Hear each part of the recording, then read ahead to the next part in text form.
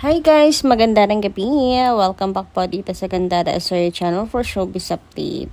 Ang tatalakayin nga natin ngayon at pag-uusapan mga kakimpaw ay pumapatungkol nga po dito sa tampuhan di umano nila Kim and Paolo. So bakit kaya mga kakimpaw? Ano kayang tampuhan yan? Yan ang atin po nga alamin sa ating video ngayong gabing ito. Pero bago po ang lahat, syempre sa mga hindi pa po nakaka-subscribe sa ating channel, pakiclick lang po tayo na ating subscribe button at notification bell na nandiyan sa baba para mag-updated po kayo at ma-notify sa mga susunod nating chika patungkol sa Kimpaw. Maraming salamat! And ngayon naman dumako po tayo sa pagbabasa ng comment mula sa ating mga subscribers bilang pasasalamat po sa walang sawang pagsuporta at pagtutok sa atin pong mga balita. So, ang comment na napili po nating basahin para sa gabing ito ay mula po kay Miss Annalyn Hiccup or Hiccup Iris Ann. Shoutout po sa inyo. Sabi niya dito, Kimpaw forever. Sa akin, Gandara, walang masama kung si Ann Curtis ang manalo. Pero mas masaya kung si Paolo. Pero kung pinag-aaralan, ayaw naman tumulong ng iba, wala tayong magagawa. Basta, Kimpaw lang ako. Nako, huwag niyan sabihin yan, Miss Annalyn Hiccup. May laban pa po tayo. Number 1 pa rin naman si Paolo Avellino, mga kakimpaw eh. Malaki pa rin yung lamang natin. Basta wag lang po natin pababayaan si Paolo. Araw-araw, dapat tayo po ay makaboto. Ang problema lang kasi mga kakimpaw is parang mayroon po atang hindi po reliable na nagbebenta po ng chamsim, mga kakimpaw. So, dapat po ay maging aware po tayo doon para hindi masayang ang bawat sentimo natin, di ba mga kakimpaw? Ang bawat boto po natin. Napaka-importante po niyan, lalo pat mga konting araw na lang naghahabol na rin po tayo mga kakimpaw. So, malaki man po ang itinaas ng kalaban ng mga kakipi, nagbabantaman mga kakimpaw na baka bigla pong maging karibal ni Paolo Avellino yan dito sa STA. And hindi tayo dapat na panghinaan ng loob. Andito na kasi tayo mga kakimpaw Andito na po tayo. Ngayon pa ba tayo susuko?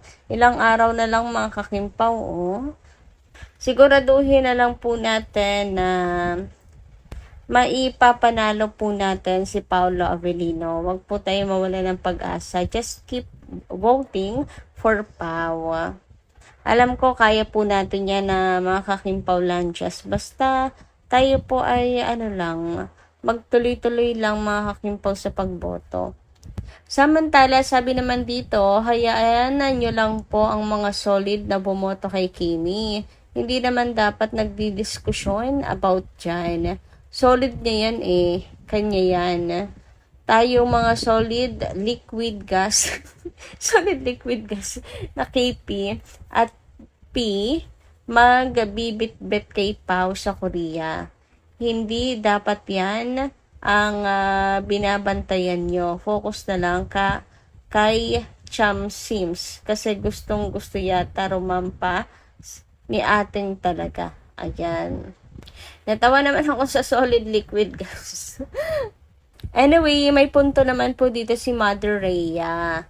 Dapat wag na po nating anuhin po ang KCG. Obligahin na iboto po si Paolo Avellino. Kasi nga, at the end of the day, solid yan ni Kimi. Nag-iisa pong solid kay Chinita Princess. So, dapat ay maintindihan din po natin sila na hindi po nila ibabagsak si Kim at hindi pababayaan. Nagigets ko rin naman po yung pressure kasi diba ang bilis pong tumaas ng boto ni Ann Curtis ng number 3 mga kakimpaw. Pero ayun nga, hindi po tayo dapat magpasa ng obligasyon natin. Saka kaya natin to mga kakimpaw.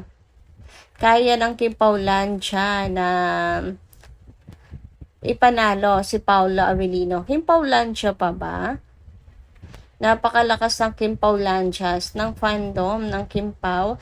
Kaya okay lang din kung hindi po sila tumulong sa pagboto kay Paulo. Focus nilang po sila kay Kim para sa ganun hindi po maungusan ni Ann. Kasi ang bilis ni Ann Curtis mga kakimpaw Ilan na yung nadagdag agad sa kanya?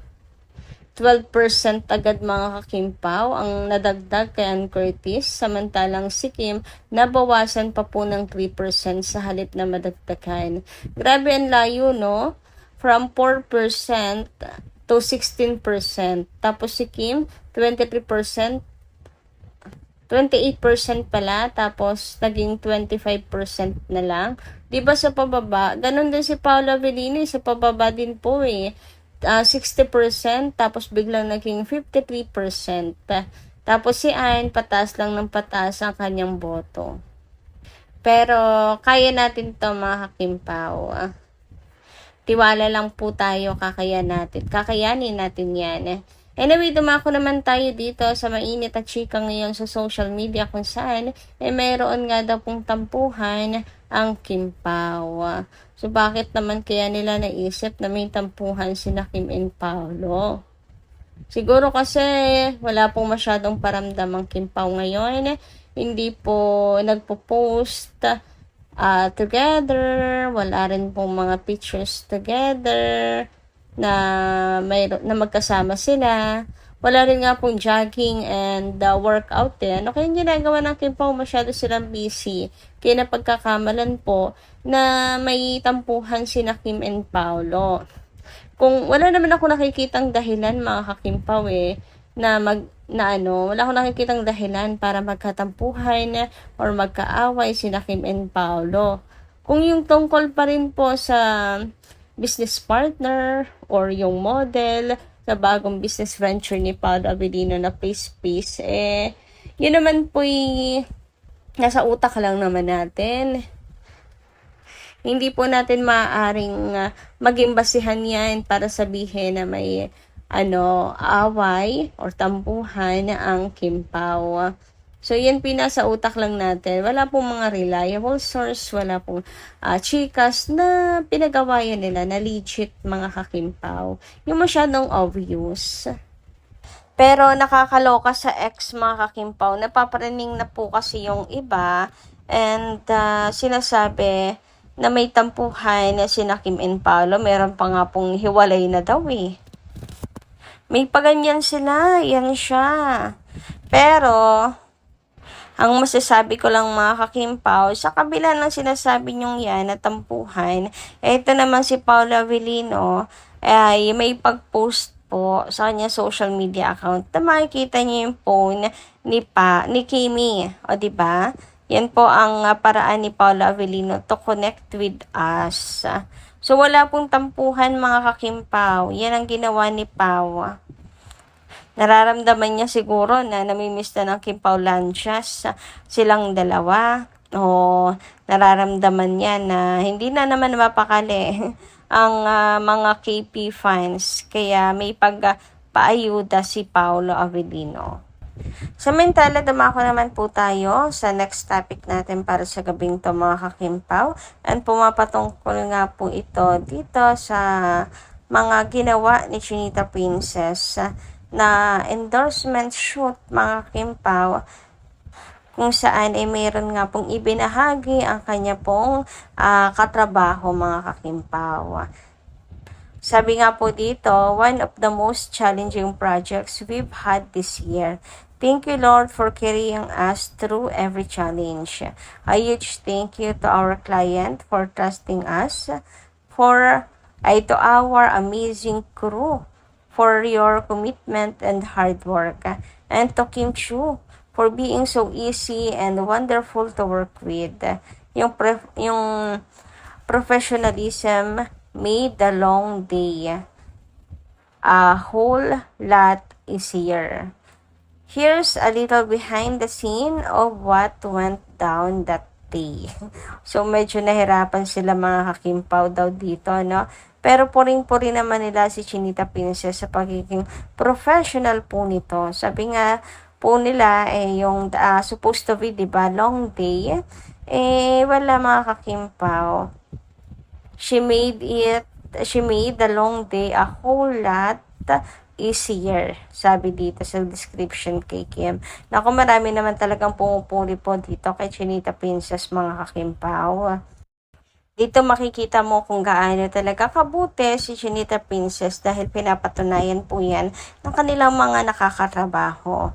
Kahit po yung mga simpleng stuff lang or mga kimpaw, may magagandang experience kay Chinita Princess at natutuwa sila kay Kim. Napakabuti po kasi talaga ng puso nitong si Kim Chu. Kaya naman marami pong mga artistang sinasabi na si Kim po ang isa sa pinaka mabait na nakilala po nila at gustong gusto po nila na makatrabaho mga kakimpaw. So kayo po, anong inyong masisay patungkol dito? Pa-comment ka lang sa baba. Dito lang po muna ating update. Maraming salamat po sa pakikinig. Kita kasi po muli sa susunod nating chika.